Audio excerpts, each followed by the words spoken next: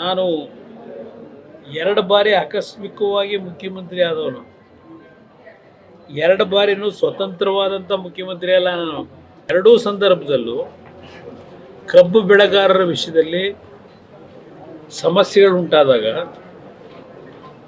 ಎರಡೂ ಸಂದರ್ಭದಲ್ಲಿ ನಾನು ಎಂದೂ ಸಹ ಕೇಂದ್ರ ಸರ್ಕಾರದ ಮೇಲೆ ಹೊರೆ ಕೊಡಲಿಲ್ಲ.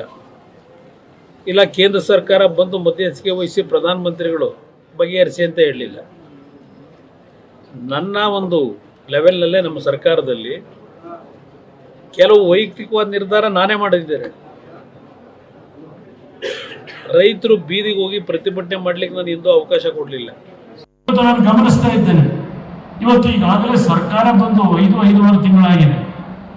ಪಾಪ ಇವತ್ತು ಬೆಳಗ್ಗೆ ನೋಡಿದೆ, ಅಲ್ಲೇನೋ ಬೆಳಗಾವಿಲಿ ವಿಧಾನಸೌಧದ ಸುವರ್ಣಸೌಧದ ಗೇಟನ್ನು ಹೊಡಿತಾ ಇದ್ದಾರೆ. ನಾವೇನಾದ್ರೂ ಒಂದು ಹಳ್ಳಿಗೆ ಹೋದ್ರೆ ಧರಿಸಿರ್ತಕ್ಕಂಥ ಚಪ್ಪಲಿಯನ್ನ ಒಂದು 100-200 ಮೀಟರ್ ದೂರದಲ್ಲಿ ಚಪ್ಪಲಿ ಬಿಟ್ಟು ಬರೀ ಕಾಲಿನಲ್ಲಿ ನಮಸ್ಕಾರ ಮಾಡ್ತಕ್ಕಂಥ ಔದಾರ್ಯವನ್ನು ತೋರಿಸ್ತಕ್ಕಂಥ ನನ್ನ ರೈತ ಯಾವನ ದರೋಡೆ ಮಾಡೋನು ಇವತ್ತು ಆ ಒಂದು ಸಂಸ್ಕೃತಿ ಬೆಳೆಸ್ಕೊಂಡಿರ್ತಾನೆ.